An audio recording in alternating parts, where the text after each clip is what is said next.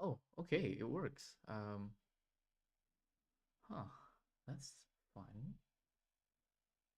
Um,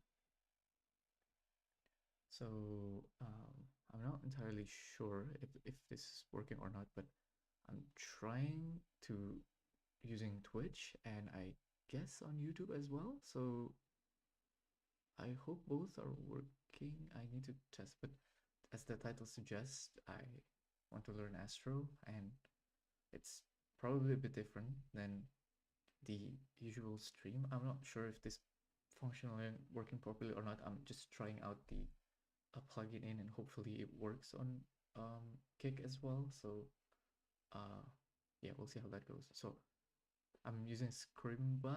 I Welcome really to the Intro to Astro course. Astro is the web framework for content-driven websites. And although this says because content-driven, in Astro like is great last for night's a lot of different use stream, cases and is but I think I'm gonna try. I don't know. Probably I'll try to have the stream at the night extremely as powerful well. to But work with. So let's talk about why you would want to learn Astro. Well, there's a few different reasons why I think you'll love Astro, and if the thing is, I'm not sure if is this working. Test. Okay, so I'm trying Kick because I've seen it around and I'm not entirely sure, but I guess it's automatically connected to YouTube as well. So I don't know if you can hear, but the fan are going crazy. But yeah, um, okay, 1 second. Give me 1 second. I need to grab something.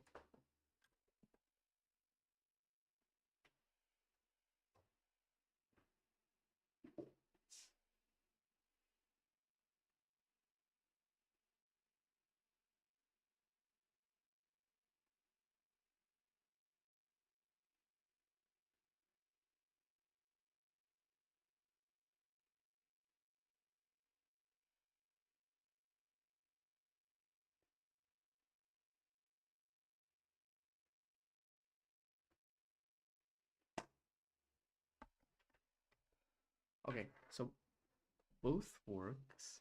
I'm just not entirely sure about like the chat situation here. So um, I don't know if I could see the chat. Um, docs, chat.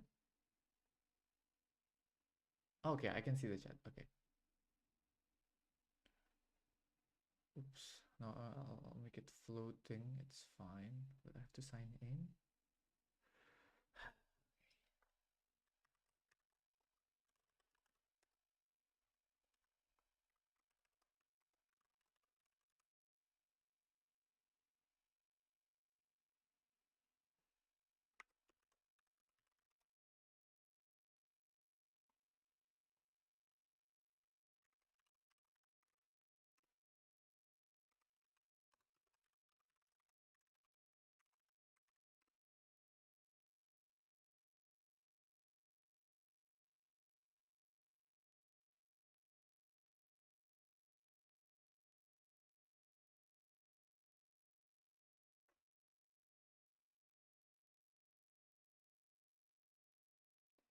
Okay, two-step verification and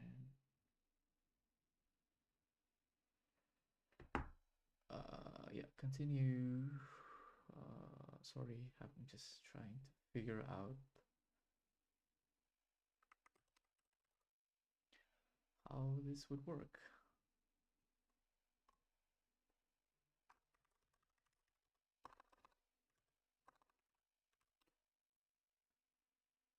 Okay.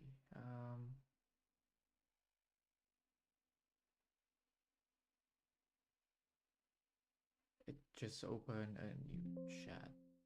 Okay. Okay, never mind. Okay, so let's just start with a this. few I different reasons why I personally love Astro.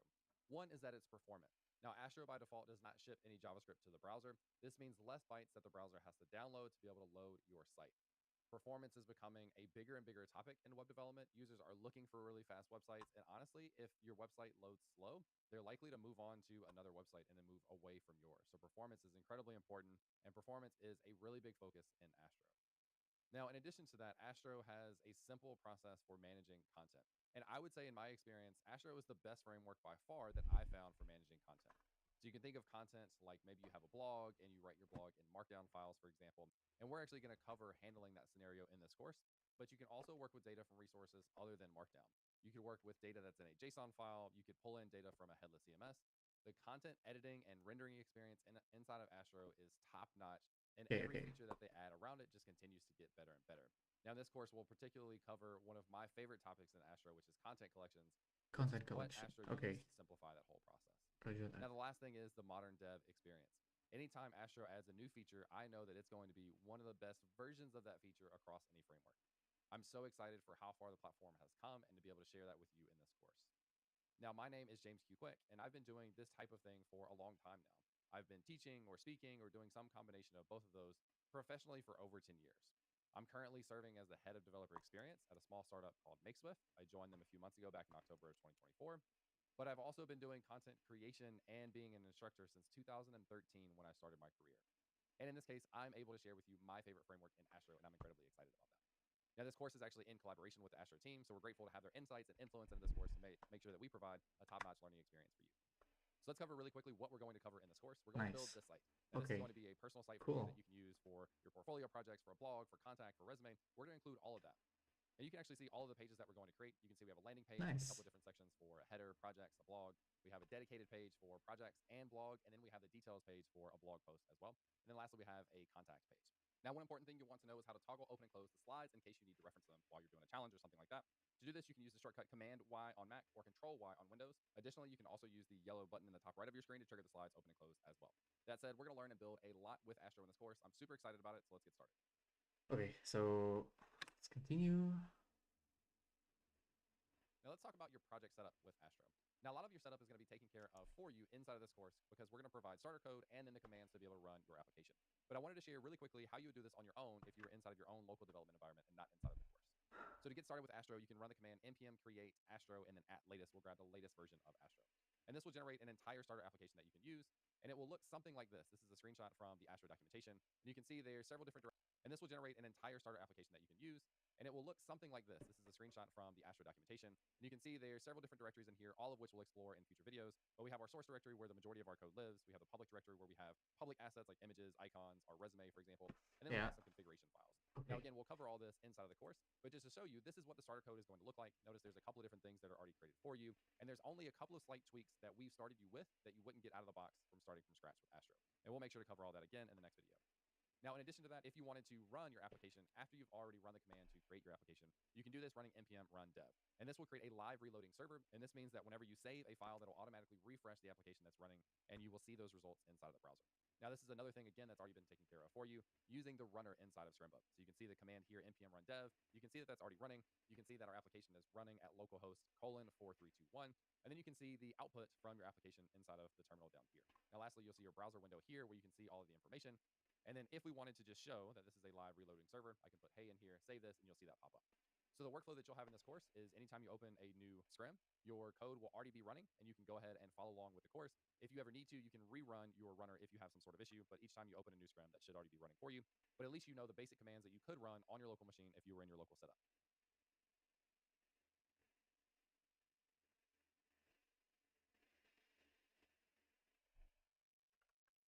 The fan are working crazy, so I hope it's not too annoying. But yeah. Okay.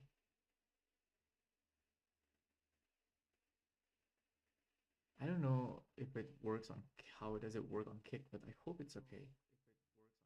Ah, shit. Let's mute that. I don't know. I want to hear myself.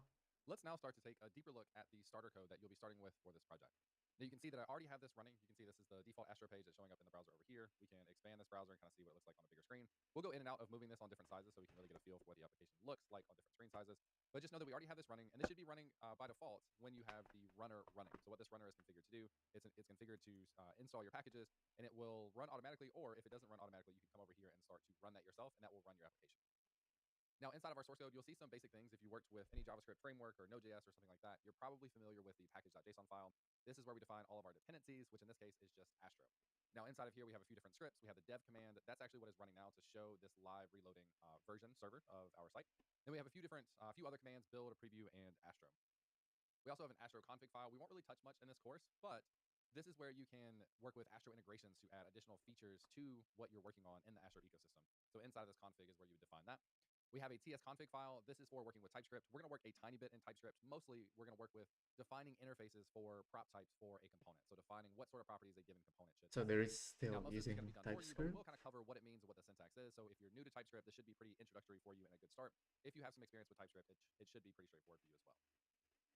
Now, inside of the public directory, this is where all of our public assets live in Astro. And you'll notice we have an images directory. This is already populated for you with all the assets that you'll need for this course. A couple of the things you'll want to go ahead and replace with things of your own. So this is a default profile picture image, me.png. There's kind of a default logo here, which is an SVG. You can use that or you can find another one that you want. We also have a resume.pdf. This is just a default resume exported out of Google. This is a way for you to be able to link to your resume, so highly encourage you to upload your own here. And then we have a few different icons that we use in the footer for email, GitHub, LinkedIn, and Twitter or X.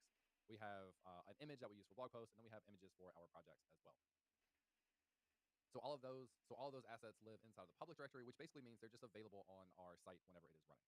Now, inside of source, this is where really the magic happens. And probably the most relevant thing to start with is the idea of components in Astro. This is similar to components in React or Vue or Angular or whatever you want to call it. There's a couple things you'll notice here. First, we have this top section, which is separated by these 3 dashes, and we call this front matter. Inside of this front matter, you can run any JavaScript that you want to. In this case, we are importing a couple of logos, or the logo in the background. These are both SVGs that are supplied for you inside of this public directory. And then we can go ahead and render them down here. And this is basically just HTML down here below the front matter. But you'll see that we can do what's called variable interpolation inside of these brackets. Basically, Astro gives us a templating language so that we can reference JavaScript things inside of it. So in this case, we're referencing the background image that we imported and then referencing its source property. So you'll get to create tons of components in this course, a lot of hands-on experience you'll get doing that, so you'll get more and more comfortable with this. Now, the other thing that's really important is our pages directory. And Astro follows page-based routing, which means as you create an Astro file inside of /pages directory, that's automatically going to become a page in your site. So here we have index.astro. We could have about.astro, and that would be at /about. Okay, so /blog. That's page-based routing, yeah. Okay. So we'll see more and more of that as well. Now, you will notice in this case, we've imported 2 components, and we can actually reference those and display those. So we have our layout component that we're wrapping around our welcome component. And this is a lot of the basic default stuff that comes with you out of the box with Astro. Now, inside of layouts, we can create different layouts for different types of pages. In this case, we're just going to have one specific type of layout. And inside of here, we've done a couple of things, tweaked the code that you get by default. So we have an import for a font family of epilogue. That's already set up for you. And then we have this style tag. This is something we haven't seen yet, where we have a styles tag inside of our markup. And we can just write regular CSS. Now, we'll talk more about this, but the styles inside of layout.astro are global. That means these are going to apply to every page. And we'll also see styles that apply only to specific components as we get into creating our components. Now, the last thing I want to call out is this root here, which is setting variables for primary, secondary, white, dark, light, and random. Actually, random, I think, shouldn't be in there. I think this was me playing around and testing. But we have these CSS variables that you can use in this course, and we will call out when and where to use these to make sure that all of your stuff matches what we're trying to build design-wise. So that's a quick intro to the source code that we have here. Excited to dive into actually building some of these components, and I'll see you in the next video. Cool. Okay, so the folder structure isn't that complex yet, I guess. All right, we're now going to start on our first challenge, which is to create the header section in the homepage. Now, just a reminder of what this is going to look like. We have our H1 up here with the kind of intro of who we are. We have a description piece of text, which gives us a little bit more details about who we are and what we're interested in. Then we have 2 different links down here. One is to view works, and one is to download the resume. Then we have a profile picture. So a couple of requirements for this. We want to focus on content, not on styles. We'll actually come back and style this in a future video. We're going to make sure to use an H1 for the heading text. We're going to set the view projects link to /projects, and then the download resume link to resume.pdf. You'll also want to make sure inside of that link to... Okay, I guess let's try to make it locally as well, so that since we cannot really do the activity because I don't have the pro account, so I think we can do intro Astro Scrimba intro to Astro.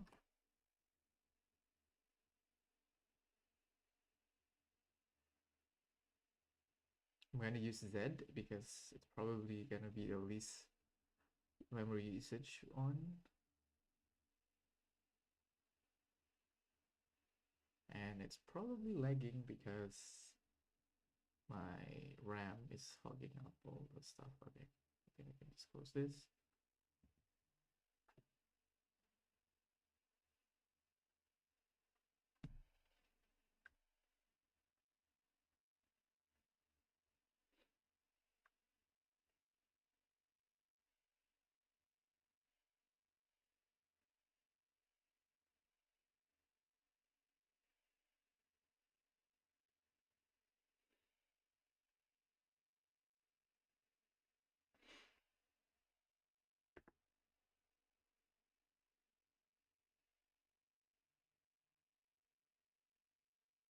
Okay, I guess we can just give it a try.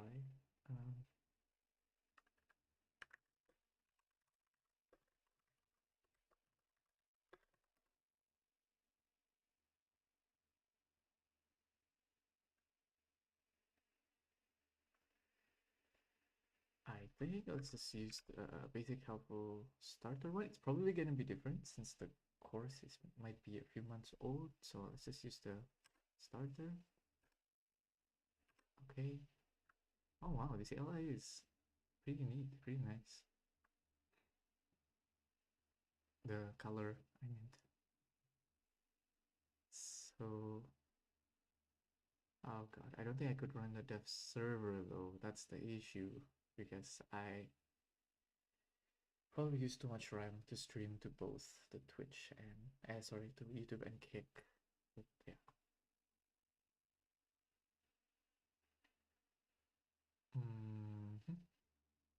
Still initializing.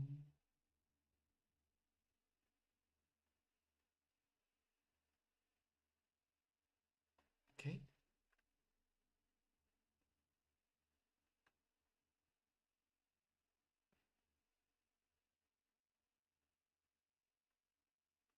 Started a server, control C. Okay, you know, let's try. Let's see how much RAM. Okay, we're using 11 gigabytes, so I think it should be okay. Let's do it again on dev. And let's check which port are we gonna be using. It's okay, you guys can call. Okay, 4, 3, 2, 1. Okay, let's try to hit that. Localhost 4, 3, 2, 1.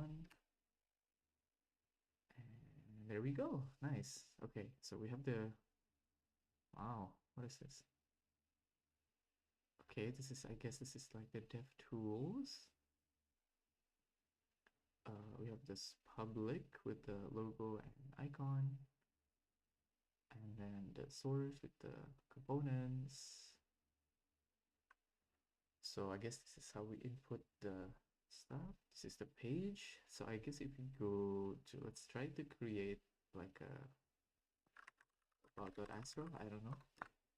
I guess we can just give it a try.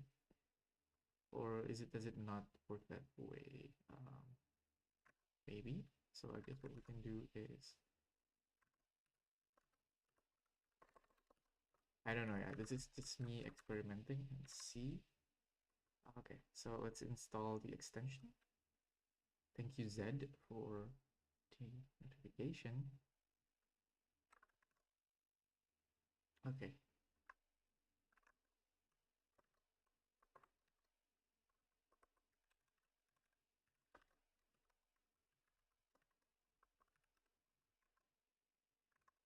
So we have a welcome component. Okay, I'm gonna test it.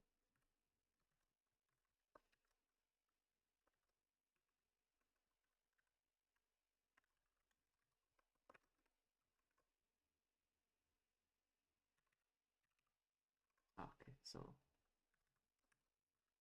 we need to create a front matter. Okay, it creates by itself. We need to import the layout from layout, and I guess if you go to about /about, we're going to web page. Okay, that's pretty nice, pretty simple. Okay, let's just close that and just see how it goes from now. Oh, we have 2 viewers. I don't know that, but that's cool. There's someone watching on Kick apparently, but the chat is empty, but it's okay. Let's continue. To include the download property, which actually allows this link to act or to trigger the download functionality.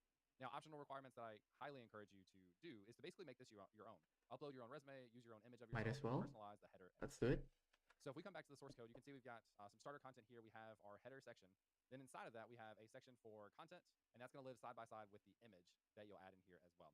So inside of the content, we have our H1. Now you can add whatever you want inside of here. Notice you can use a span with a class of text in line inside of this H1 to build that accented text. Then you'll have the description of yourself, and you have your 2 links down here as well. So that's what you're going to do right inside of these comments. Just replace this with your content. So take a second to pause the video, and then we'll come back and do it together. Okay, I guess let's try to follow the same structure and project. We have the astro.svg. I think we already have that on us as well, right?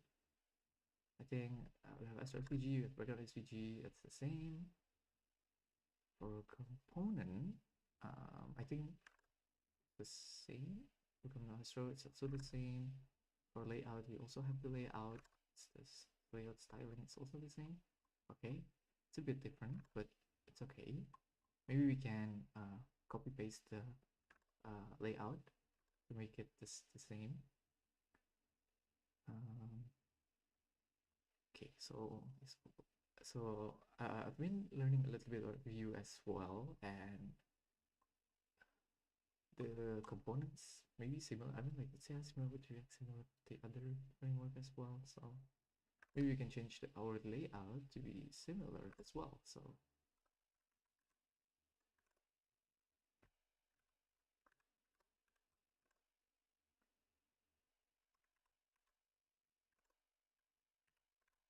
there we go. Nice. Okay.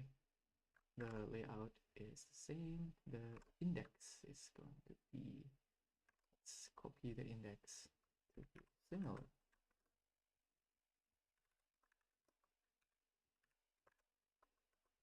Okay.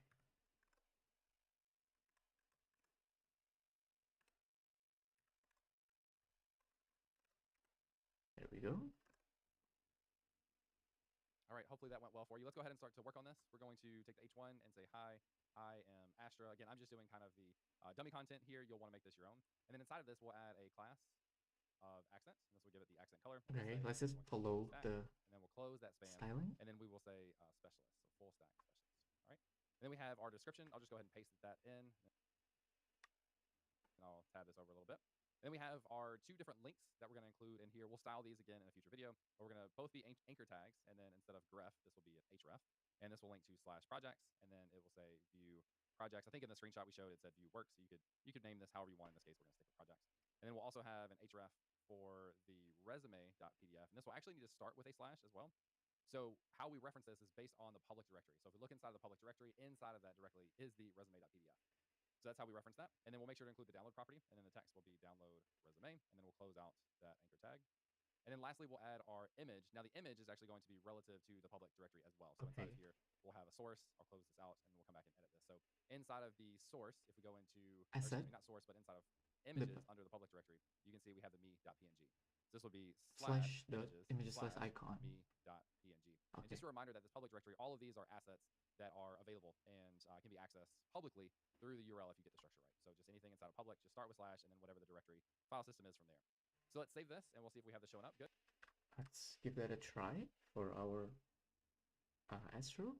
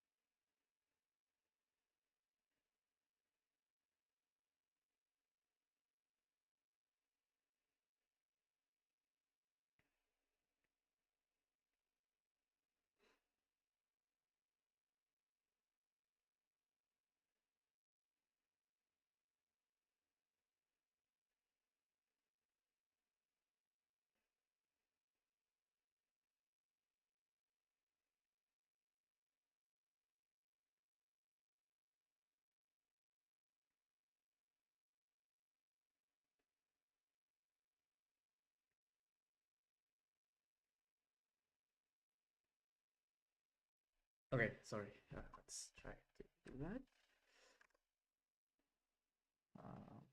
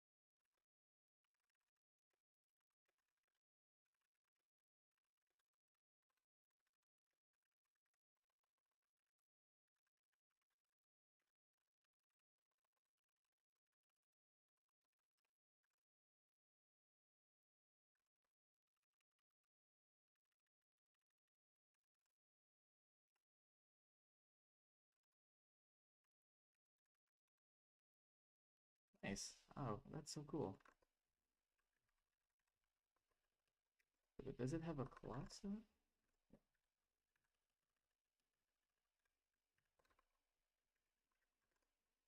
We have projects.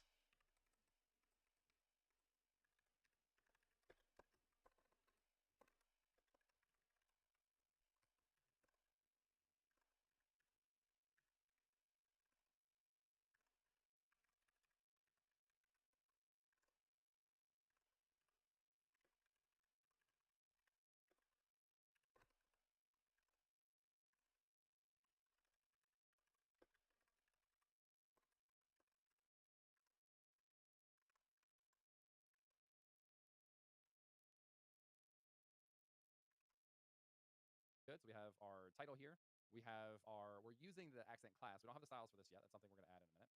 So we have the full header here. We have our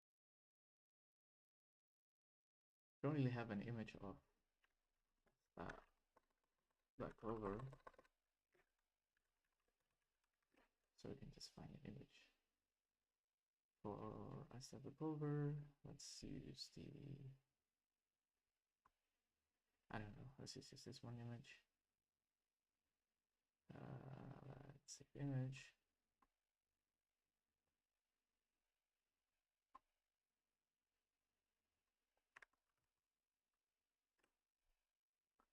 Okay.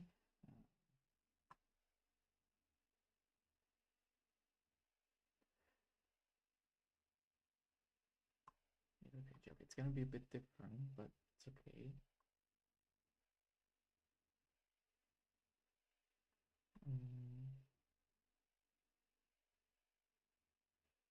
Loads. I think it was located in SRC, images. So we don't have images here, so let's add the images.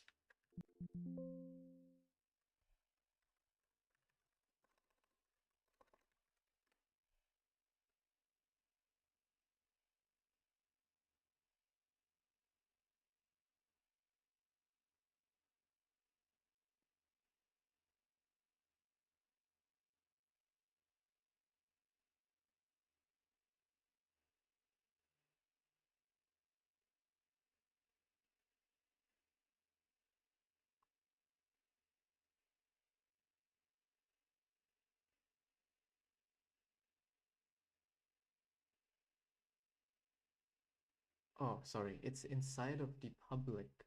Okay.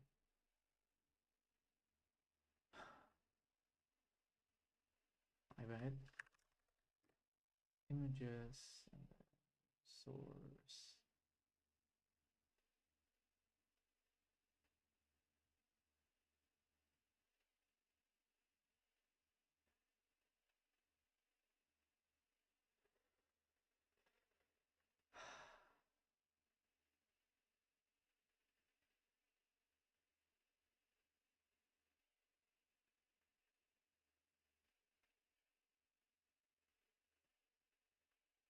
So I think it should be working right now. And it should be images, go here.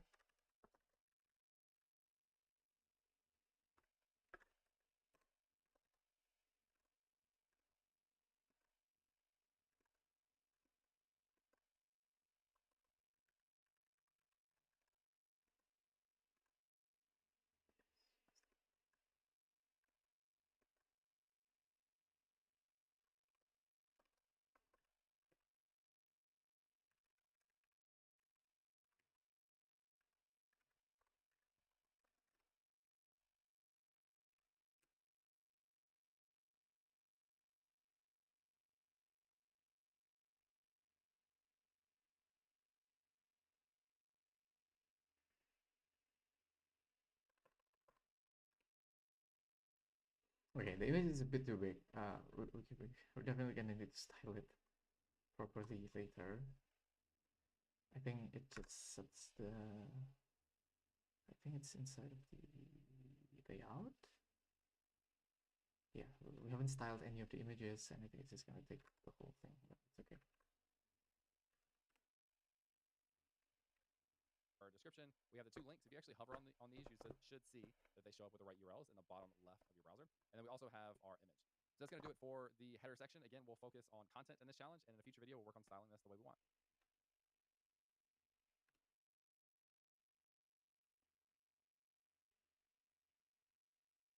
Yeah, I know. We don't have to. That's. Oh my god, it's locked? I use all my free credits? No. Well, then, okay. God damn it. Okay. I think they have this one on YouTube, but let me check. Oh my god, really? I use up all my credits? I thought I have one more. No.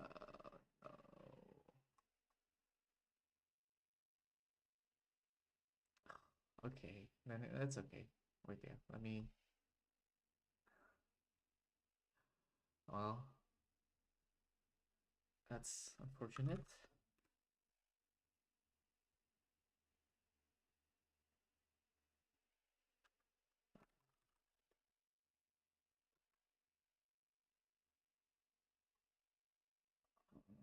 Yeah, but it's on YouTube, so Creating and managing Markdown and MDX content with content collections and TypeScript.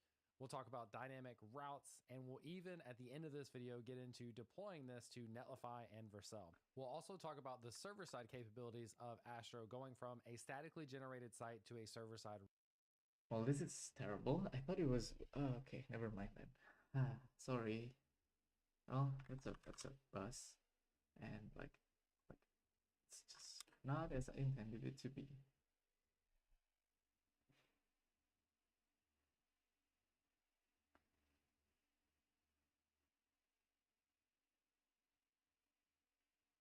Oh, this is unfortunate. I thought I have more. I didn't know it was locked.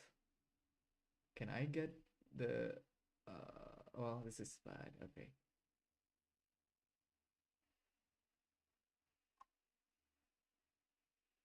Well, never mind then. Let's learn it some other way.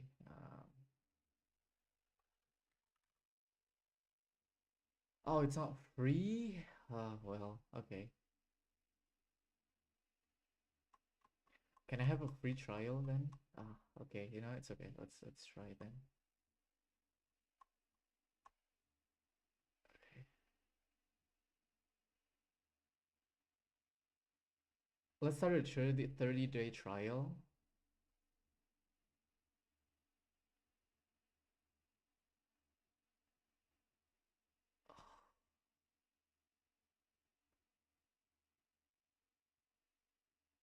Can I cancel it? Okay, wait.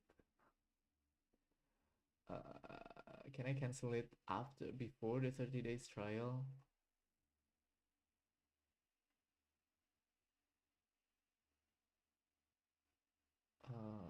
Okay, I'm gonna need to find, can I cancel Scrimba Pro 30 day trial?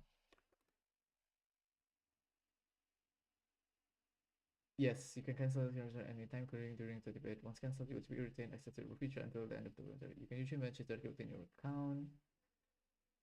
Okay.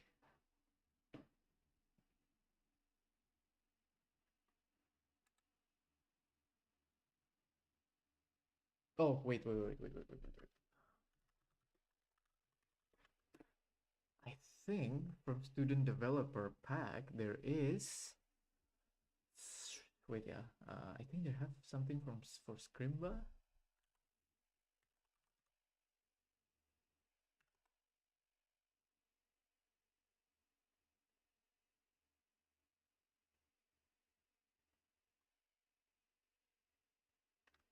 Wait, yeah. Let me check my GitHub. I think it does have some perks with Scrimba. Wait, yeah. Wait, 1 second. Because if I could at least get a discount or something, I wouldn't mind doing it. So explore more offer. I think there is, so we can actually do it. Okay.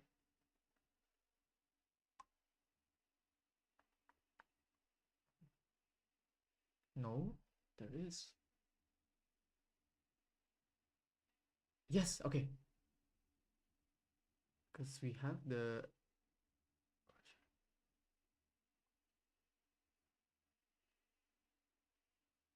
Yes, we can get it using the student account. Yes. Okay. So we can do that. Actually.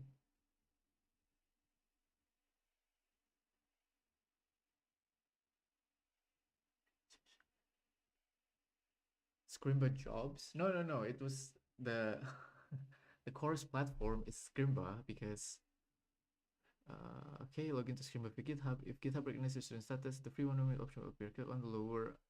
Okay, let's try that.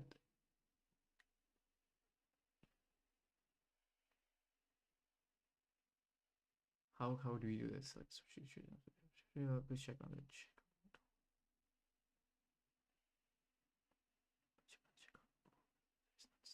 If it's okay. Log in via Scrimba. No, it's not. No, it's just that uh it's the same. It's just that this is one specifically for learning this. It's complementary to the regular coding everyday one because why not, right? I mean, during Ramadan, I have much more free time. I don't have like lunch, I don't have anything, so might as well do 2 streams in one day.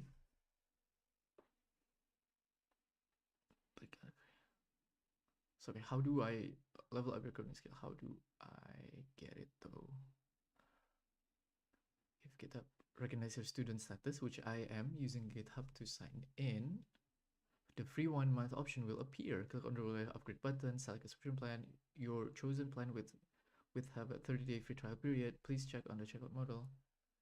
So since I have the GitHub student one, it's free for 1 month for all the pro one. But I think if you sign up using like a free account, you get like 3 free courses. So yeah. Please check it. Okay, so select a subscription plan. You should okay. Let's go Scrim. Whoa, what is this? Oh, no, that's not what I want. Okay. Site. Okay. So we can I want to continue with the Astro one, and I think I can actually finish it if I have the time. So we already have the sign in, so I need to upgrade it, right? Okay. Resume. Let's resume. All right, we're now going to start on our first challenge, which is to create the header section in the homepage, the image that you'll add in here as well. Okay, so wait inside 1 of the second. content, we have our H1. Now you can add whatever you.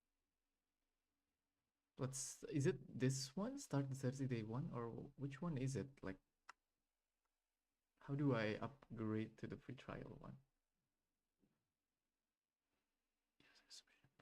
Your chosen plan with have a 30 preparation. No, please check on the checkout module if there is not saying that you have the if disappear.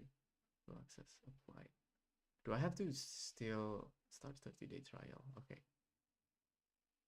Oh, okay. Applied GitHub student. Okay. Okay. Okay.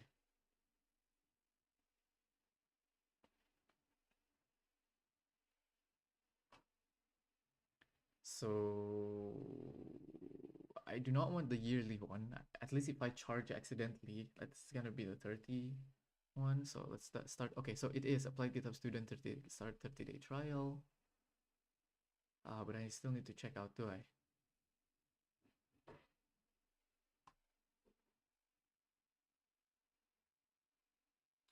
Okay, wait, let me.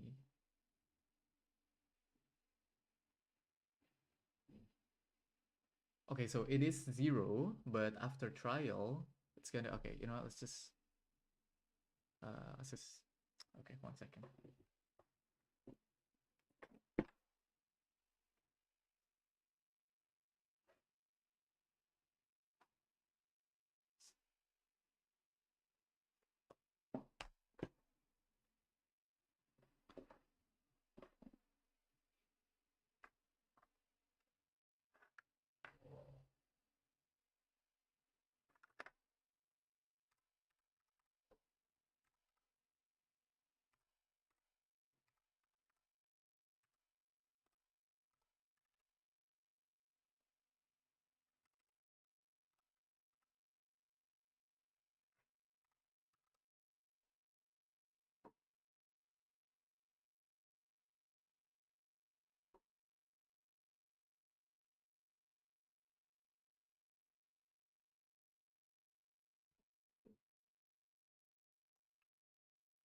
So let's give this 30-day trial a try.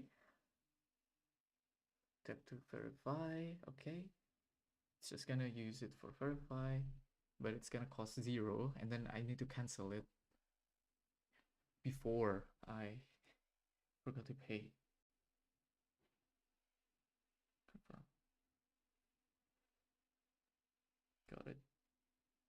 Okay, nice. Okay. So we got the 30-day trial. I want to put it in the calendar so that I don't forget to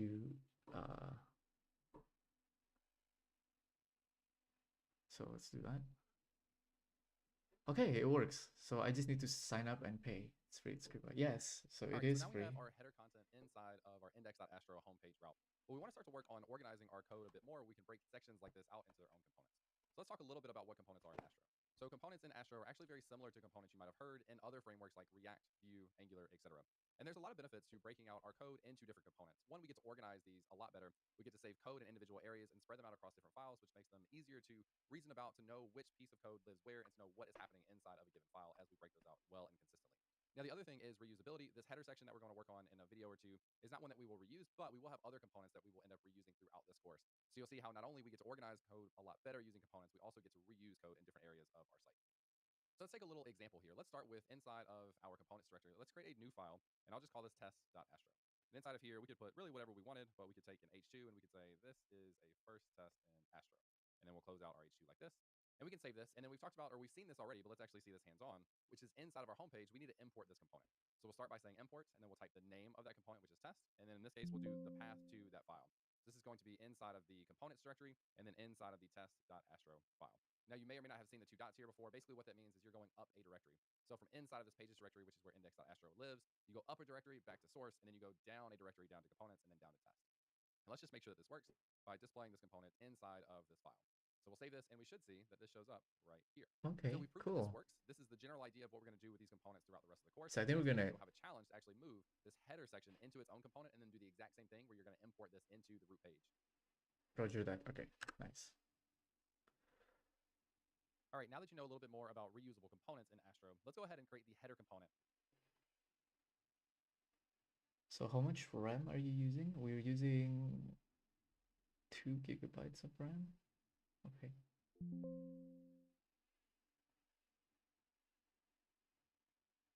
So it's free, but because I have the student one, I can access the pro for 1 month.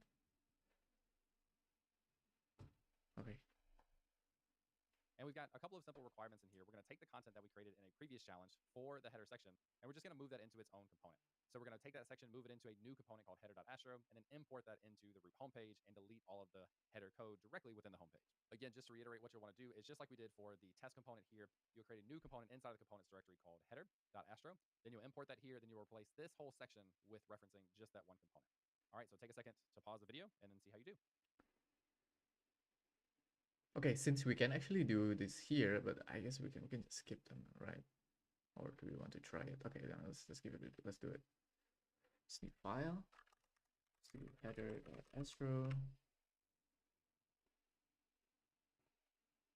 and in the index we can just do Control X.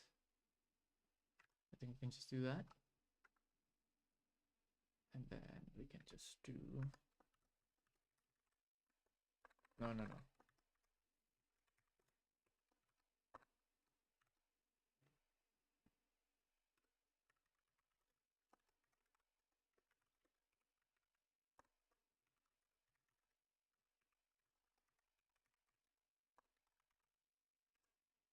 Yeah, okay, that works.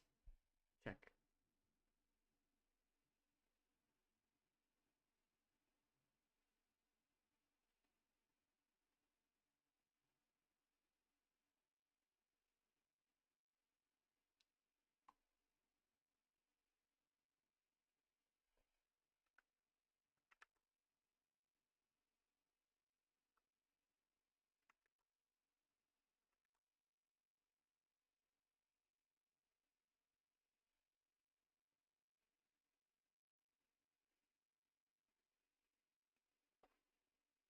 Okay, so we can do it on our own as well, just so that it's much neater and much nicer.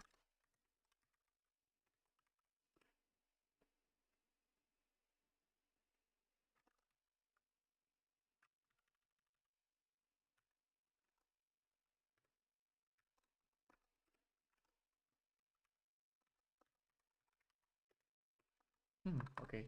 Auto import doesn't work for some reason.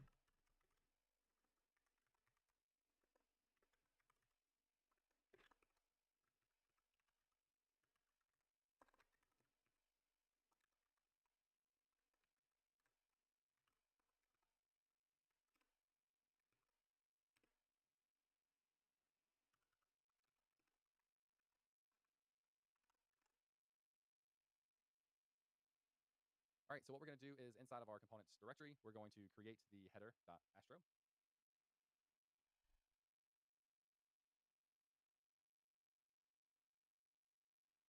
Yeah, that's what we did, right?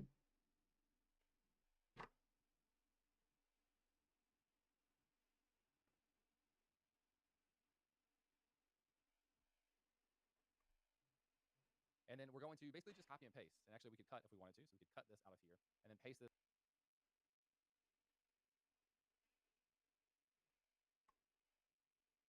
into the header.astro. Yeah, okay, cool. That's what we did. And we just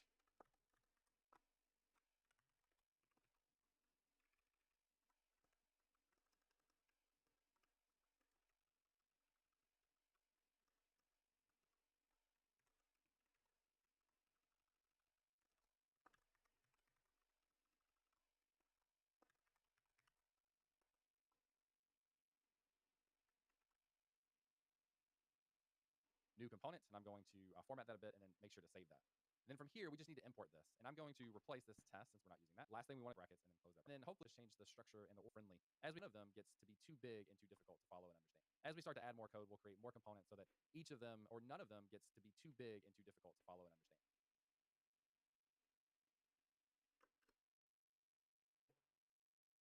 Now, up until this point in creating components, you probably realize that we're missing one important aspect, which is the ability to add styles. Now, in Astro, if you check their documentation, you'll find out a few different ways that you can handle CSS, but the default way is to just add a style tag directly inside of your component and then write your CSS inside of that style tag. Now, there's a big difference between something like global CSS and scope CSS or scope styles, which we'll see and explain in a second.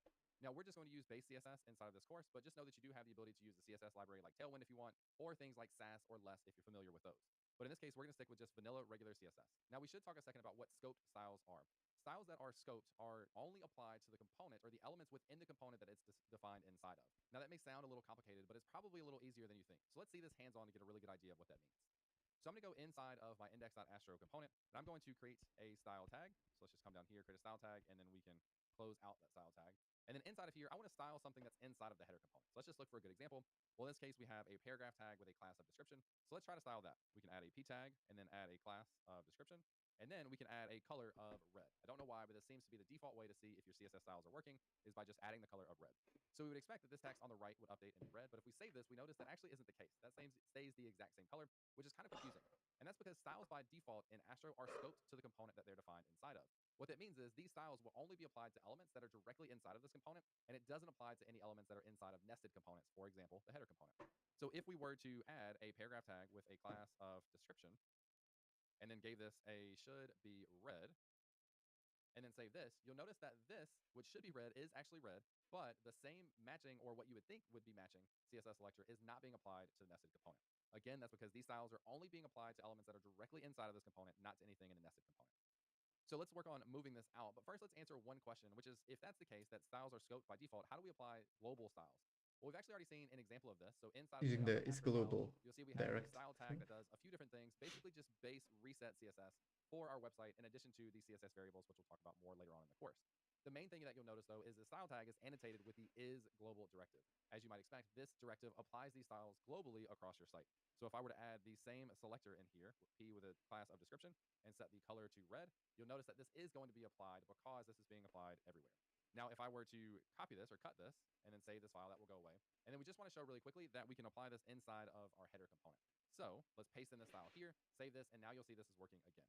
So basically what we're going to do in this course is use scope styles. This means the styles are included inside of the components that they are describing or trying to style. And in the next video, we'll actually take a challenge for you to create the styles to style this header section yourself. Oh no. Okay. Yeah, it's okay. All right, so now we're ready for another challenge, which is to begin styling our header component. Now, again, we'll do a reminder of what this should look like in the end. Notice we have our accented text here. We have a little bit of space between the H1 and the paragraph tag, but it's less than what you get by default. We then have a couple of links in here that we're not going to worry about styling yet, but we are going to worry about the layout of these links. So notice that we kind of have the main content over here on the left and the image on the right. We'll have some starter code to do some of this responsiveness that we'll talk about in a second. And then your responsibility will be to add some responsiveness to these buttons to stack them on smaller screens. So let's actually take a look at the starter code and see what we have. We have a style tag, and inside of here we have our ID for our header, and then all of our styles are nested inside of that header style. So in CSS now, we can now do nested styles, which means this H1 will only apply styles to an H1 that's inside of this header, and then so on and so on for the button container, the description, and so on. So inside of here, we already have responsiveness. Well, we already have a grid system set up for the header on larger screens. So if we look at this and we expand this out, notice that the content is sitting side by side with the image.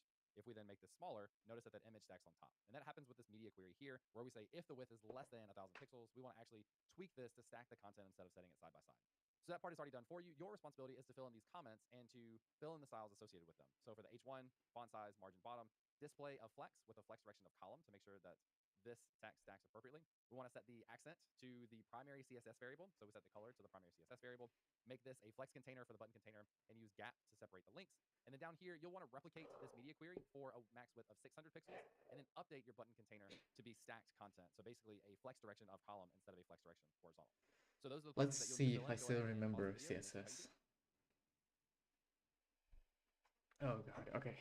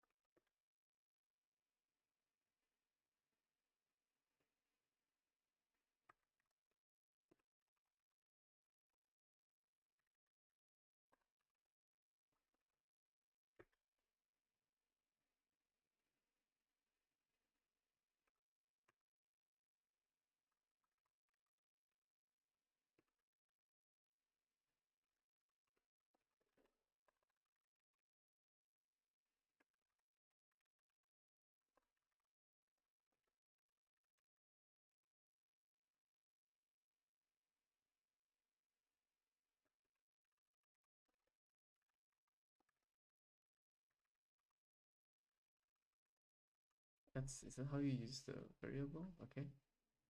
CSS.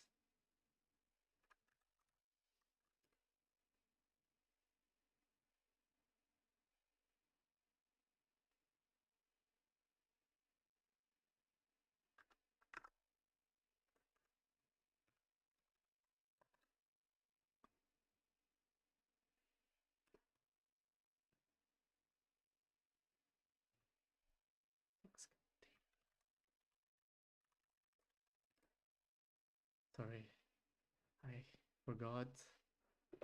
So is it just display? Okay, display flex.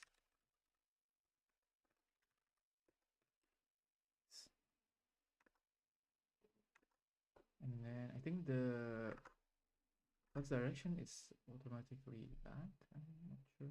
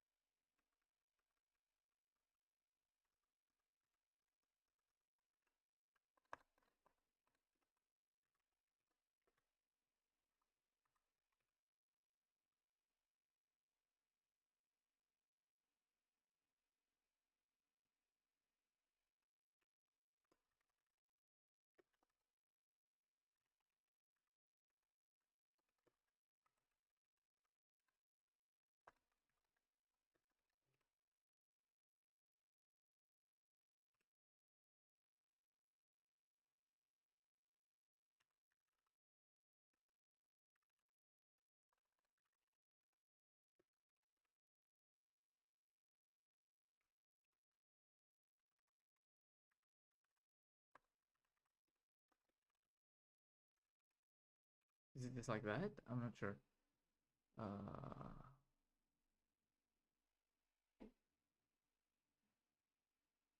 We can't really change this, can we?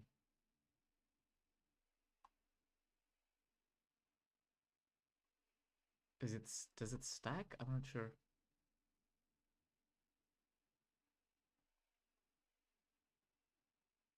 Wait, yeah, let me check. Flex direction row, flex direction column. Flex direction column, I already saw. Okay, so I think we need to make the flex direction row here. Yeah, and then once it's okay, I couldn't really see because of the okay, it does not stack. I don't know why. Is it not correct? Column reverse, no wrap, reverse. Okay, I think it's gonna be wrong, but hopefully it can tell me what is the mistake. Okay, that actually works. Resume. All right, so let's just start at the top here. And know that these styles don't have to match exactly one-to-one with what I have. I left it a little bit vague so that you can kind of have the challenge of doing this yourself and getting the look and feel for what you want to build. So for the H1, I'm setting the font size to 44 pixels. We'll set the margin bottom to 10 pixels. We'll set this to a display of flex and then set the flex direction to column. Now, if we save this, notice that this text now kind of wraps the way we want. And then inside of the accent, we're going to set the color to be a variable, and then we'll do the primary variable. And save this, and we have that accent. Okay, so it wasn't that for far our button different. container, we want to make this a display of flex. And then we want to set the gap to give some distance between the two. So in this case, we'll just do 10 pixels. And I forgot to give it a Notice gap. if I were to make this a lot bigger, you would see they're spaced out a lot more. In this case, we just want a small amount, 10 pixels separation there. All right, and then we can scroll down, and I'm going to just kind of copy and paste this media query. And instead of a max width of 1,000, we're going to set be this to 600. 600. Yeah. And we'll go ahead and add the closing tag for this. And then we want to style the button container. So button container. And then really quickly, just to show what we want to fix, when we get down to really small screens, notice that these links underneath that toolbar may not fit on the screen side by side as we get like really, really small. So it does some kind of gross looking wrapping. So we just want to fix that and stack those on top of each other. So in this case, we want to set the flex direction to be column. Okay, so it was horizontal. working. So we can save this, and now notice that these buttons are stacking on top of each other. That's good. So now we're seeing our content is responsive, and we have the responsiveness for the links as well. In the next video, we actually want to add a container and style that around the main content to give a max width and give some breathing room on the outside. Okay, 1 second. Let me style it. let me style mine to be something similar as well. So maybe something here. So we can just grab this style here and copy it, put it in our header component. So that should work, right? I think the only issue is like the image. So maybe there.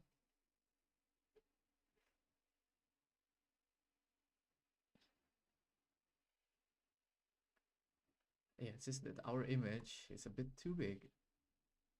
But okay, let me try to change like the image tag style header h1. So I think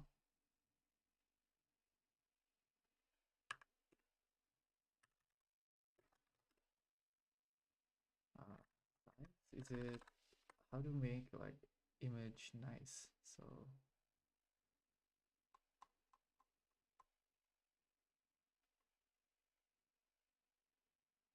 image styling.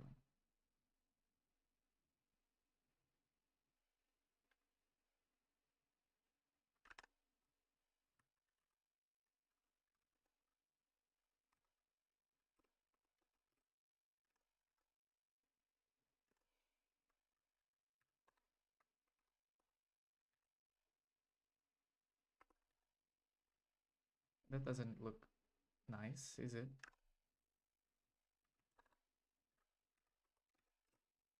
Would 30% be okay? Or does it look just terrible? That's 30%.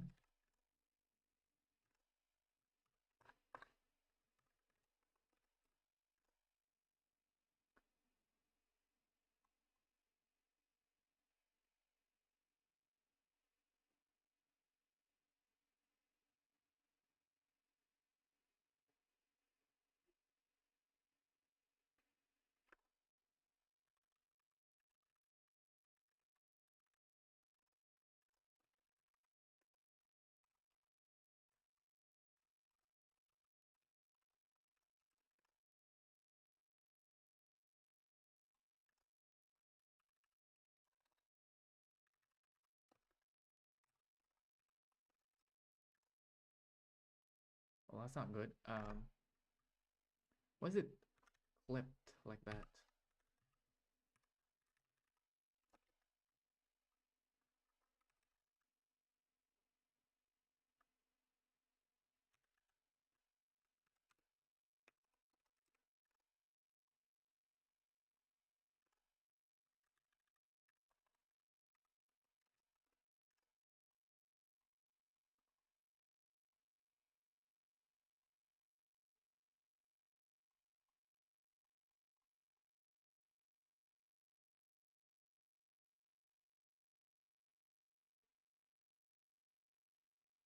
And now can we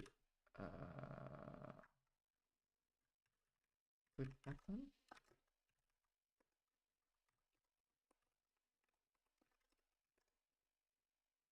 Okay, that doesn't work. I don't know why it doesn't allow for 70% makes a difference. No, and we just have to make it that way.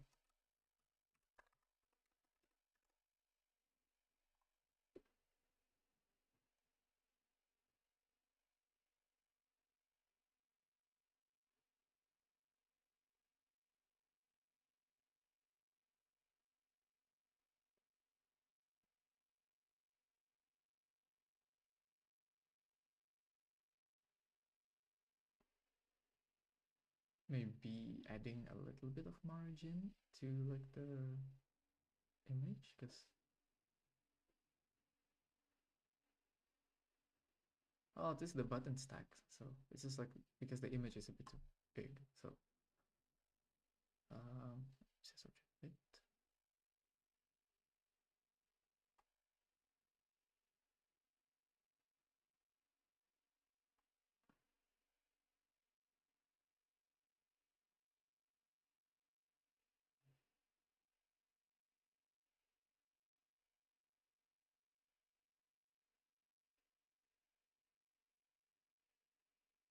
Max width 100. Okay, max width.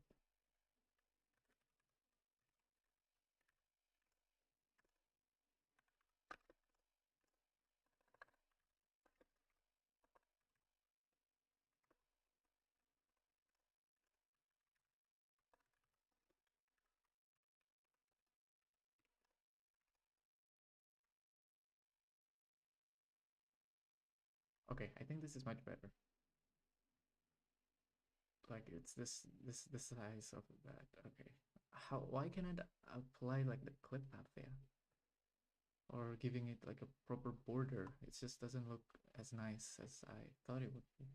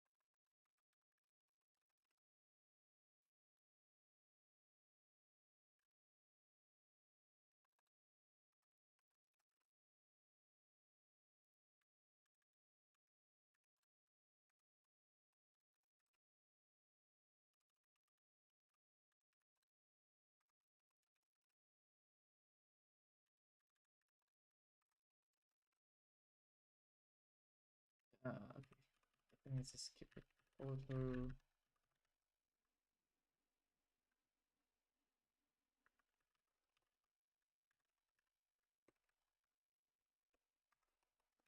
I think this is much better. And no word radius. Sorry, it's just taking way too long for styling.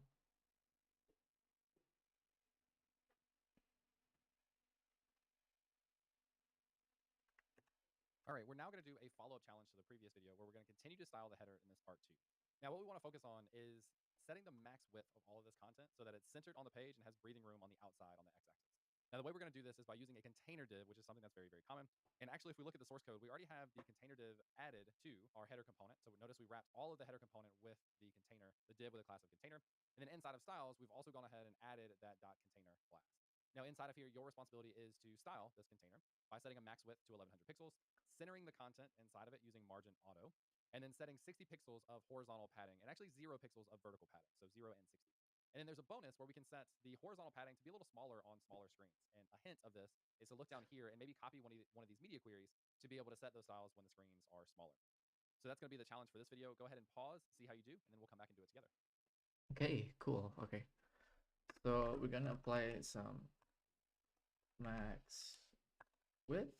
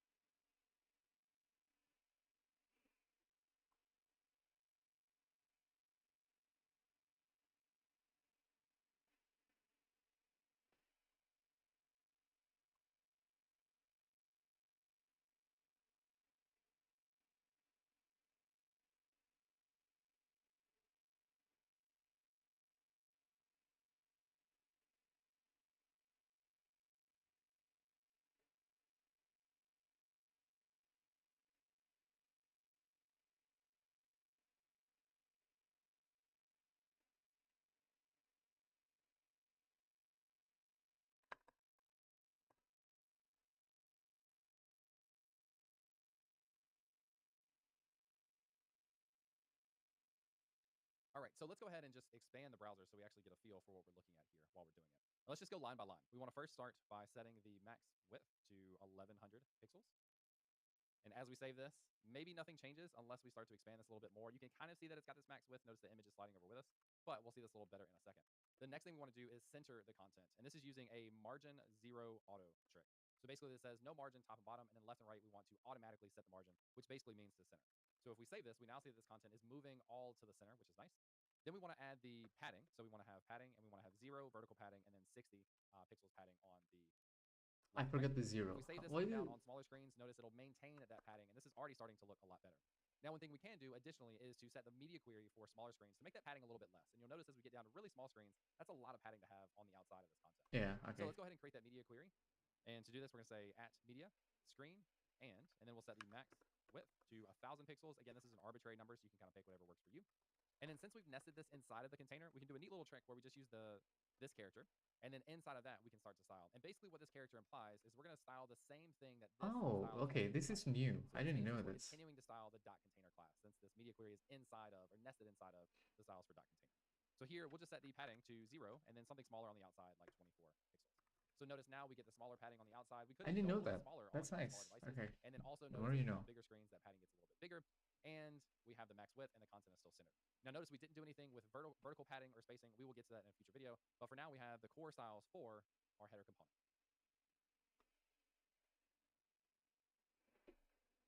In this challenge, you're going to work on styling the button links. So we've had the links added, but they haven't had any styles yet, and that's going to be your next step. So just as a reminder from the final project, this is what they should look like. Notice that we kind of had this idea of a secondary button and a primary button. The primary button has the blue background, or the primary color as its background. The secondary button has the white background with the blue border and the blue text. So we're going to need a way to style the buttons, or style the button links in general, and then also more specifically for primary versus secondary. Now, inside of the source code, we already have some comments for the different classes. We have the button link class, and then we have the primary and secondary. And then what we'll need to do is add this class to each of these. So we'll have button link for this one, and then this will be secondary. And then we'll have the class of button link and primary here. So that will apply to these classes. Inside of the button link in general, you'll want to work on the padding, the width, the text align, set the text decoration to none to make sure there's no underline, and then also the font size. Then for primary, you'll set the background to the primary color, and then the color, the text color, to white, and then kind of the opposite for secondary, a background of white, color of primary, and a border of primary. Now, just a reminder for the button link styles here, I'm not really worried about your styles matching exactly with what I have. Really kind of make this your own and do whatever feels right to you. But you will get to see the final result with my styles as we're done. So go ahead and take a second to pause the video, try the challenge, and then we'll come back and do it together. Okay, so we have the button link for both. Let's give it, I think it's gonna remove the link decoration.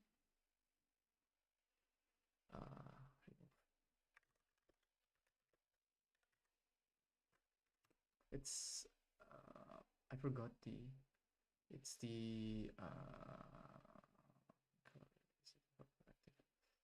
text decoration none, I think, because they want to remove that. So I think both on the button link, let's start with text decoration to none. Let's do heading vertical, maybe, I don't know, like 4 pixel and 8 pixel width of I don't know, like I don't know, like 24 pixel. Text align center. Okay, so we need to start heading.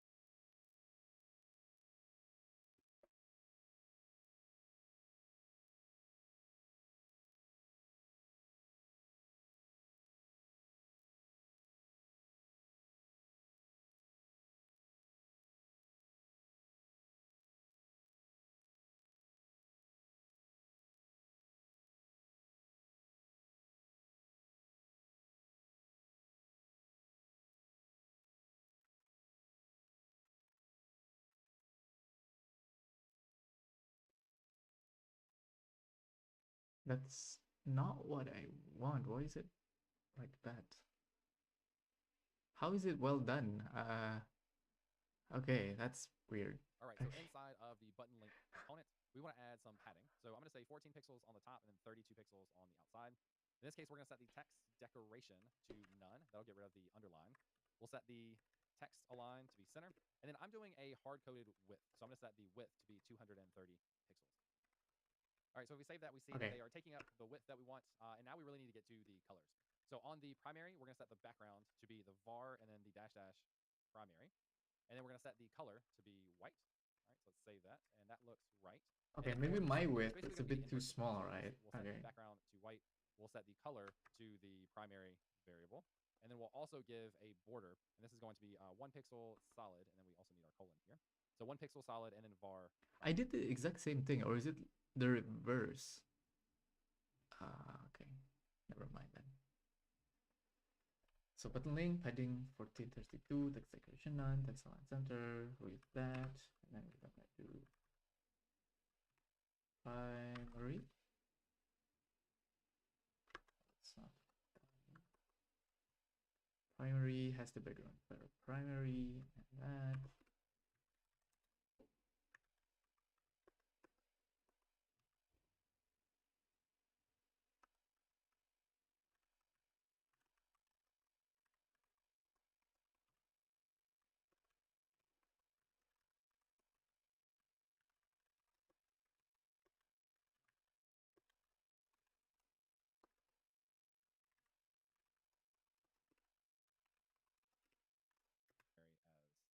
As well.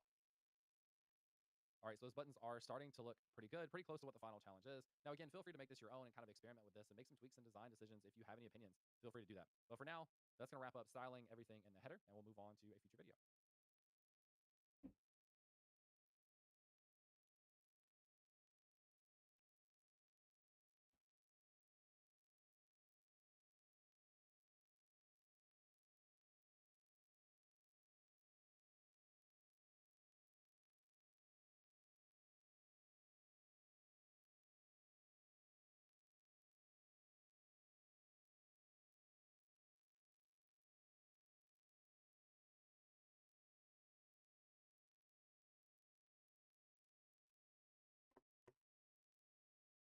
In this challenge, you're going to work on styling the button links. So we've had the links added, but they haven't had any styles yet, and that's going to be your next step.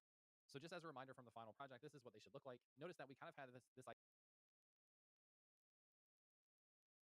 In this course, we're going to be using a little bit of TypeScript. Now, TypeScript might be something completely new to you, so we'll give a quick intro into what that is, and we'll give some use cases of where we're going to use TypeScript in this course. So TypeScript itself is a superset of JavaScript. This means that any valid JavaScript is also valid TypeScript, but TypeScript has a set of features and functionalities and structure to go on top of JavaScript that JavaScript itself doesn't have. Now, TypeScript is not a requirement in Astro. It is not required at all, although it does come pre-configured in Astro to enable you to work with TypeScript if you would like to.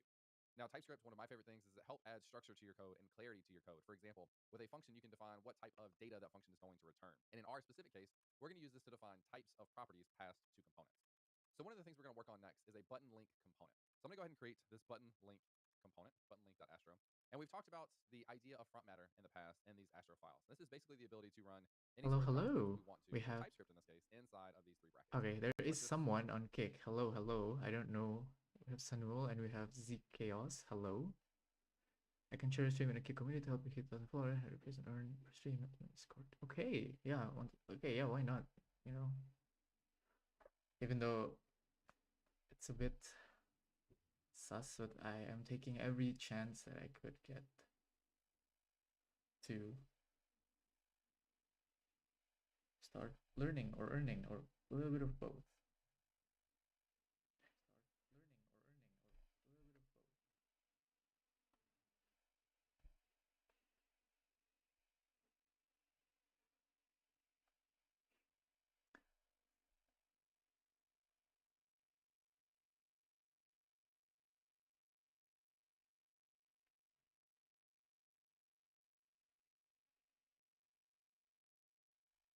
Okay, friend request sent. Hello, and thank you. Just followed the channel, even though it's quite empty, but I appreciate it. Thank you. Cool. Okay, let's go back to say TypeScript. this is button link. We're going to update this in the next video. But one of the things I want to do is define what sort of properties this component can take. So let's actually save this now, and let's go into our header, and let's just import this at the top of this file. So here, notice we'll have to use these fences again. All right, and then I want to import our new button link component from, and then we'll go back a directory into components into the button link.astro file. All right, and then when we want to use this, we'll actually realistically use this in a second, but when we use one of these components, we use it like this. We've already seen this. But what we haven't talked about is you can add properties to our button link component. And so what we want to do is create a component that takes properties that can then replace these button links down here. So you can imagine, if you look in here, we have a secondary and primary. Maybe we want to pass a variant prop, and that variant would be The primary and or primary. secondary. Okay, so that's what we're we're going to making define is the properties that this some. button link component can take, and it's going to match the needs of how we're Sorry. using these buttons here. So inside of our button link component, we can start to define an interface called props. And this is where we're going to define each of the properties that this thing can accept. So first, it's going to accept an href. It's going to accept a piece of text. It's going to have a variant, which will be optional, and we can do optional with this. And then we can just give it like two things, either similar to like. secondary. Okay, that's And then cool. lastly, we're going to have an is download property. This way we can use this for our resume as well.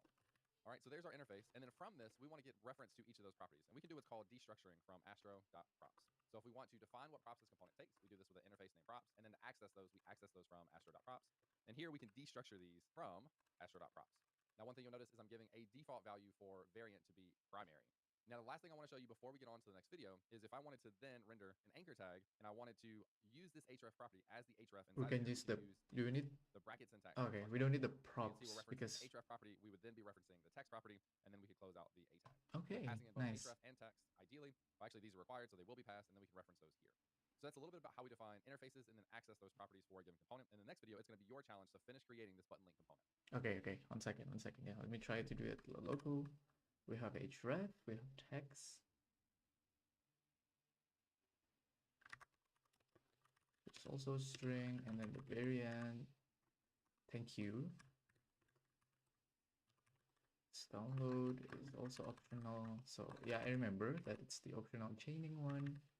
And then inside of here, I think we can destructure it. Yes, we can destructure the href. Text variant persona is equals to prop. No, it's not. It's going to be astro.props. Do we need to import anything? Or is it okay? Nice. Okay, cool. Amazing.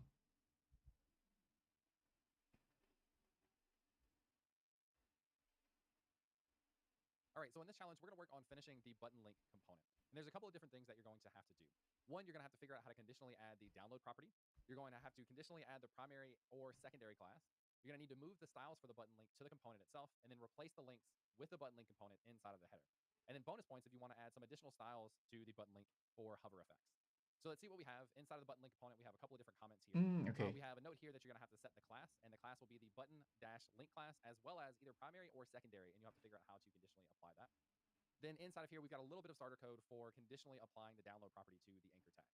So if the is download property is true, and then we use this and trick, then we want to render this thing. If is download is not true, then we want to render this version. And the only difference between those two will be the download property.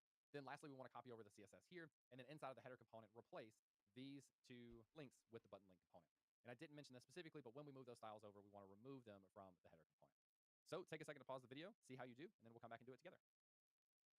Okay, let's see if I kind of get it, but it's a bit confusing. So first we want to, have we import? Yes, we have imported. So I think we can do button link. Although that means we're going to have like two button links. Okay. So wait, yeah, I'm a bit confused here. Just so that this button link is empty. Set the class. Set the class first.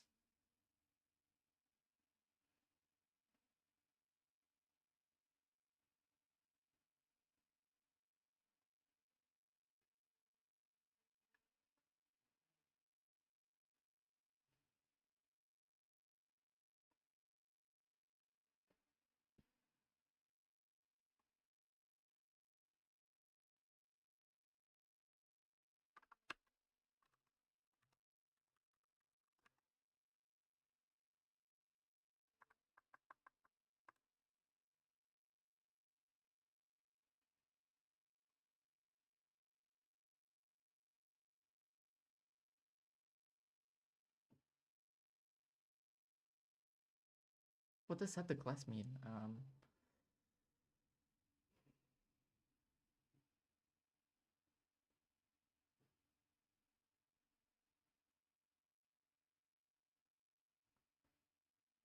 Let's see.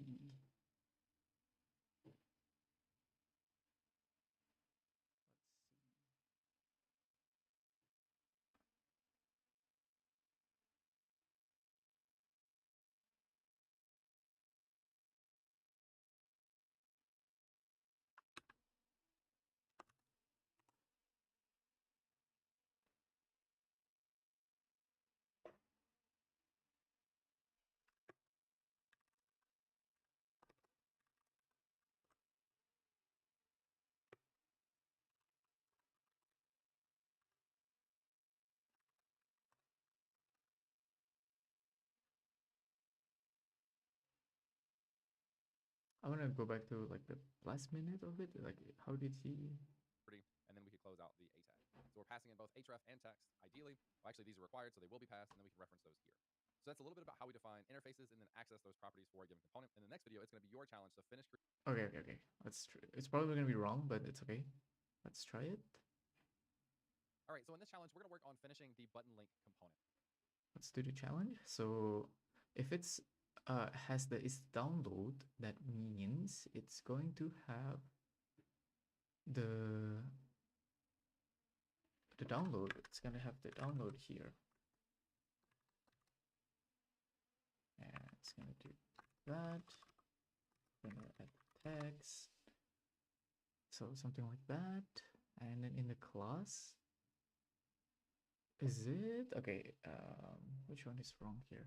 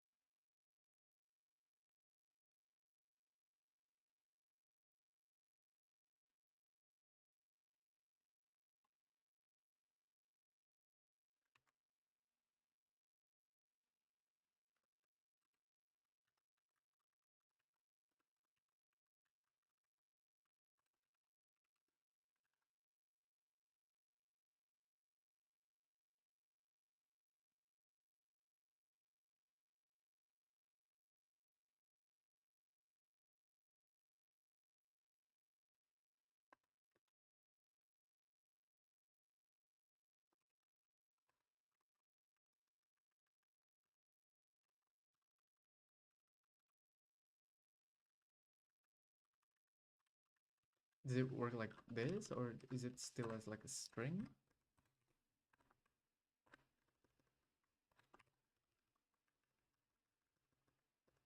I am not sure, but I guess it's something like this. It may be. I'm not entirely sure. Let's see if it's correct.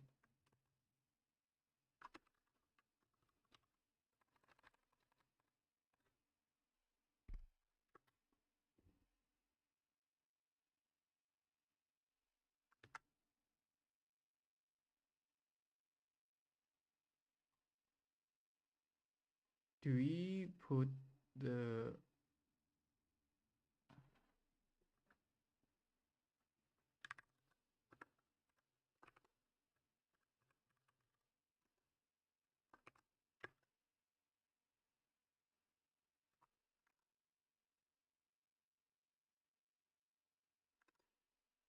um the variant as like this as well?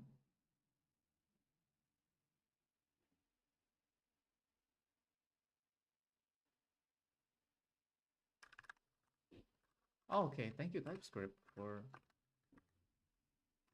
doing that.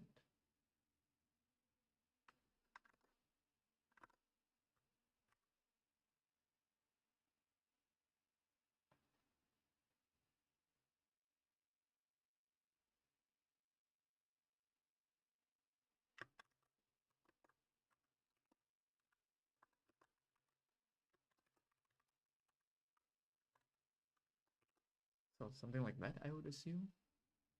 So, and then we can like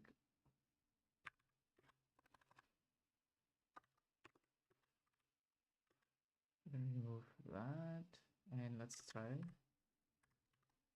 do that. Okay, that doesn't work.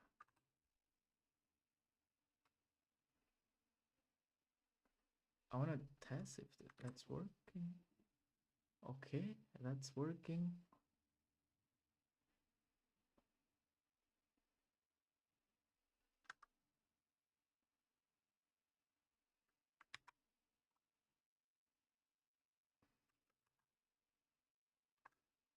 That should work.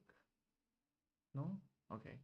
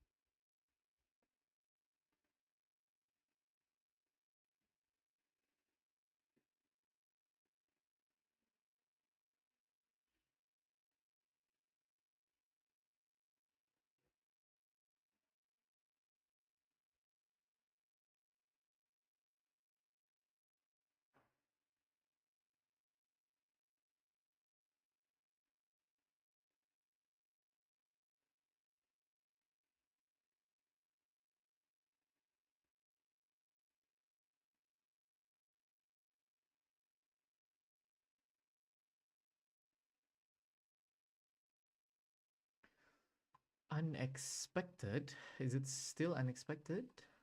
Or okay.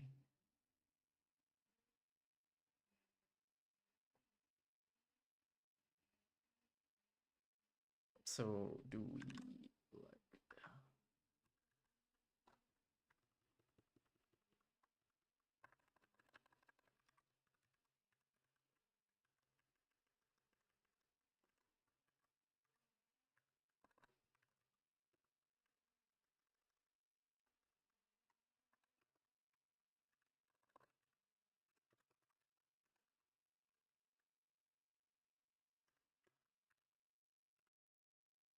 do we just put the is download or do we make it like true?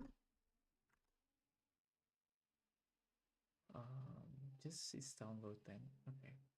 So if it exists, then it exists. Okay.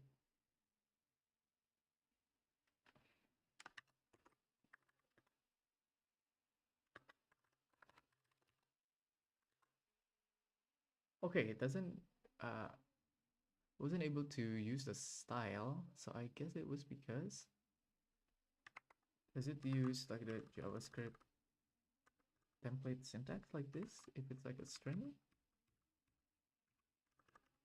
I would assume, because it was supposed to be like a quote.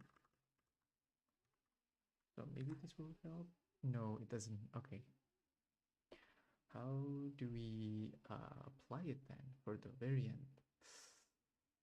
Um,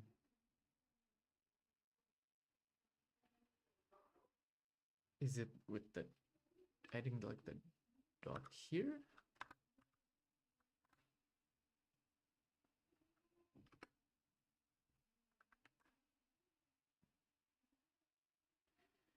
Is it something that I forgot to put?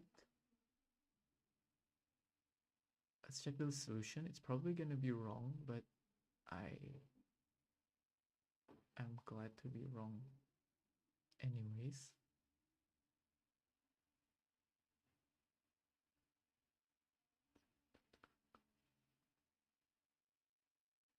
Try again.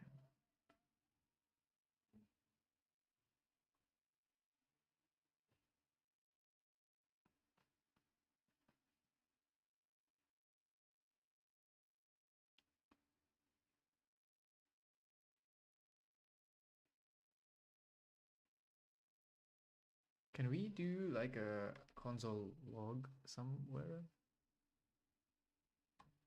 I think let's just no, no, it's already wrong. I'm not entirely sure about the first, like asking for a class part. That is probably where it is wrong. Okay, your conditional rendering was good, but the class attribute syntax is off. Use a proper template class. Oh, okay, okay. So, okay, we can do it, but we need to do it like this. We need to do it like this, and use this. Okay, so JavaScript, yeah. Okay, roger that.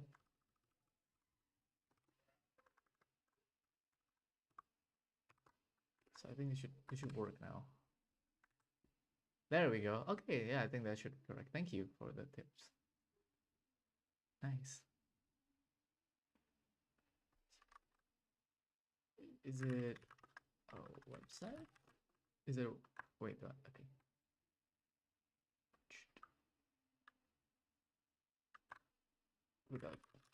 Without the dot, right? Syntactic shopkeeper. Okay, I'm so confused right now. I'm still trying out with this like kick thing. I mod action, like chat, session info.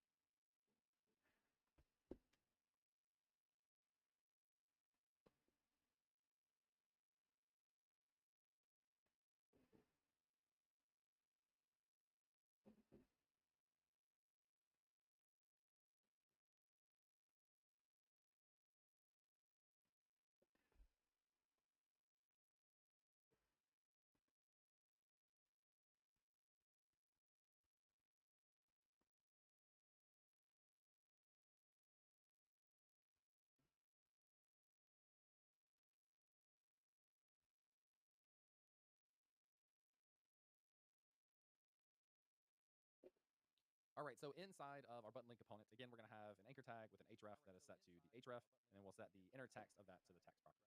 So we can copy and paste this down here, and now we're starting to separate out download versus not download. And then to do that, we just set the download property on the top one, Okay, so not it the is second one. So again, this is saying correct. if is download property is true, then we set it. If it's not true, then we don't. So the other thing we need to do is figure out how to apply the classes. And this may be a little bit of a challenge for you because this may be new, but we can actually use the bracket syntax and then use an ES6 template literal string to be able to interpolate variables inside of this. So the first thing we want to do is add the button link class, and then we want to add either primary or secondary. And this may be easier than you thought it was because we don't need to explicitly write primary or secondary. We can actually just use the value of the variant property. So a reference of value inside of a template literal string, we can do the $sign and then brackets and then use the variable. So this, in this case, it's variant. So we'll want to take this class and apply it to both of these. So we'll just paste the class down here. And then next we'll want to grab the CSS. So we'll grab the button link primary and secondary classes, and we'll remove those here and then clean up some of this. And then go back over to button link and then paste in our CSS. And we'll need to do that inside of a style tag.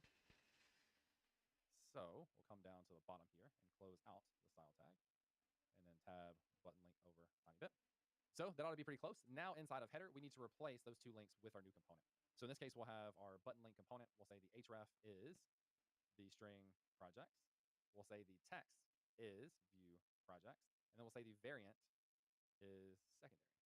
All right, and then close it out. And let's just see if this looks the same now. So our view projects button should be using the new button link component, but it should still look the same. All right, that looks good. And then we'll want to do the same thing for the yeah, okay, so it's pretty nice, making like PDF. components that can be download resume, and then we'll set the variant. What should call it, like we actually don't have to set the variant. It'll be primary by default, so we can just skip that. And then we'll set is download to be true. All right, and then we can remove the hard-coded one, not using the component, and save. And this should look exactly the same. So that's what we want, is just to replace this with our button link component.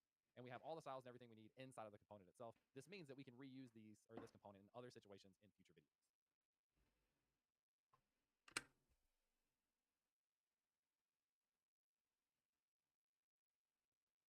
The next thing we want to do is start to work on creating an actual component out of this idea of a container.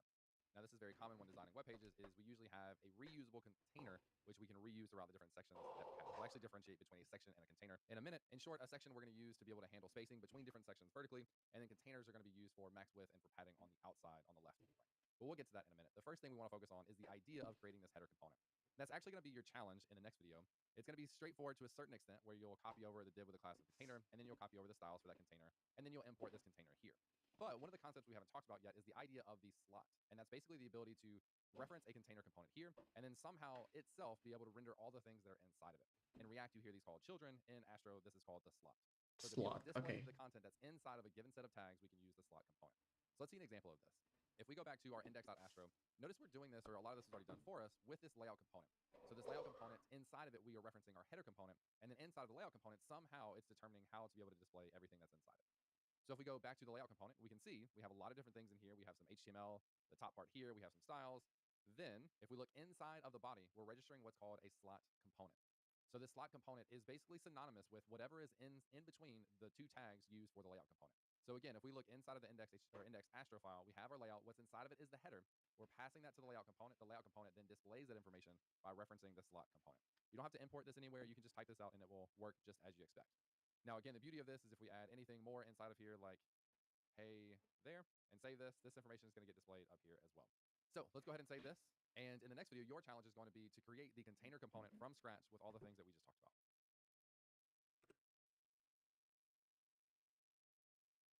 All right, in this challenge, you're going to actually create a separate container component that's going to use the slot component that we learned about in the previous video.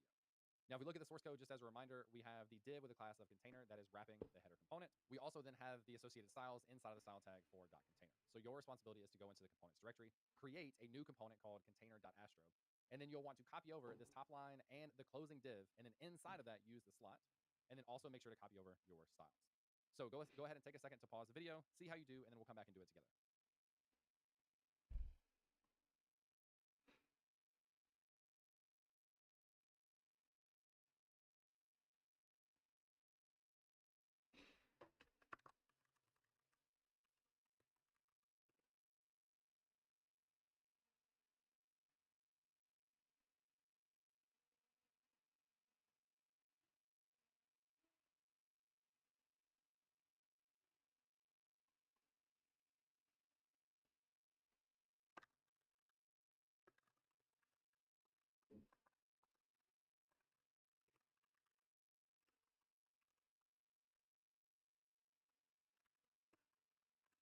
But why is this have like a... Oh, never mind.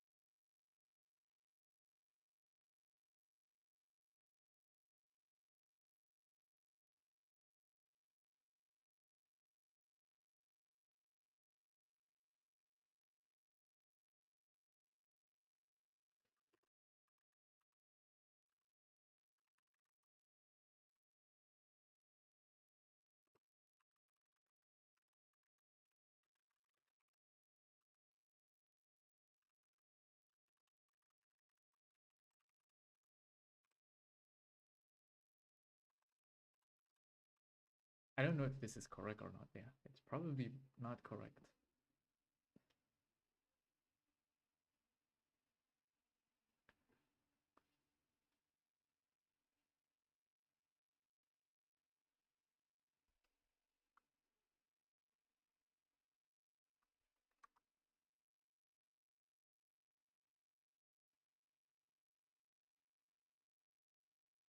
Wait, what?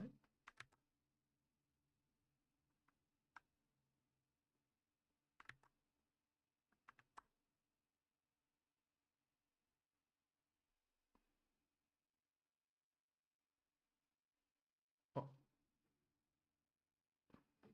okay. All right, let's start by creating our container component. So we'll create container.astro. We will then copy over the div with a class of container. And then we will close that div. And then we want to reference the slot component. So we just put that in here like this. Okay, there has to be something wrong with the git stuff because type error cannot repurpose if null. I don't know what error is that.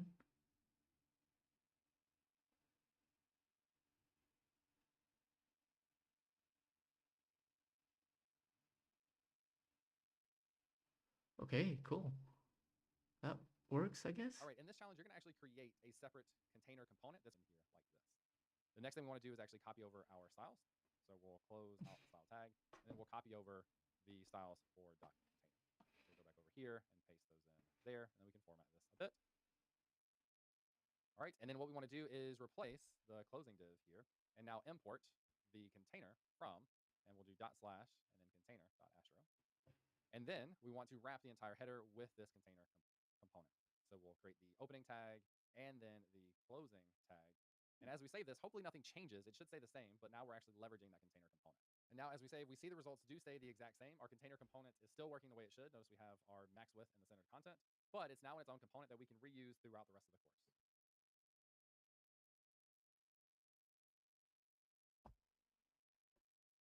Now, we've already talked about a few different things that you can do inside of Astro components. One is the ability to define these fences, then the ability to run JavaScript inside of here, and or specifically TypeScript. Interface is a TypeScript specific thing. And then we've also seen the ability to do Boolean logic, basically, or just logic in general in the actual markup inside of these brackets. So in this case, we have our open bracket, then we have a Boolean logic to say if the is download is true, we're gonna go ahead and render this. In this case, if is download is not true, we'll render this. So let's start to take this a little bit further and see a little bit more of what you can do inside of Astro. Now I'm going to create a new file, and this is going to be myskills.astro. Now this is not a component we're actually going to include in this course. This is just used for an example, but you can actually keep this myskills component and add this to your site if it's something that you're interested in. Now I'm going to start by just copying in a little piece of code here, and this is going to be a section with an H2, and then it has a UL with list items for front end, back end, design, etc. Now again, you can keep this component and make these, customize these to do whatever you want. For now, I'm not really worried about that. This is just for an example. Now at the top of this component, I also want to open my fences here for the front matter. And then I'm going to import this into index Astro just so we can see that it is rendering. So we'll use the my skills components, and then we'll make sure to import this above. So import my skills from myskills.astro. All right, so if we save this, we can see these are showing up here. Again, this is not style. This is just for an example. But one of the things that I want to show you is you can actually iterate through arrays and dynamically generate markup inside of your Astro templates. So let's say here I define an array of skills, and this is going to be all those same things, or maybe it's something else. It could be HTML, CSS, and JavaScript. And then what I want to show you is that inside of here, we can actually use that array. So if we open up our curly brackets, we can use the array. And just like we would in regular JavaScript, we can call the map function on this array. And inside of map, we define a function that has a parameter for each one of these values. So we can call that skill. And for each skill, we use a little shorthand syntax here. What do we want to return? Well, in this case, I'm going to open up parentheses here. And then inside of here, what we want to render is the actual skill. This is starting to Okay, get a so little it's tricky looking, similar maybe, to. but let's just break this down again. So inside of our UL, we want to dynamically generate an LI for each one of the different skills that we have. Let's fix a little bit of this formatting maybe. All right, so we're going to take our inside of curly brackets, so these outer curly brackets, we're going to iterate through, or we're going to map through our skills. So we're going to call map. Map takes a callback function, this thing here, and it passes the value of each individual item into this function, and then what we return is what gets displayed. So in this case, we are referencing each skill, and then for each one of those skills, we want to render an LI with skill inside, or referencing the variable skill as the value that goes inside of this LI. So if we save this, we should see that this updates, and that means that this is working, which is really good.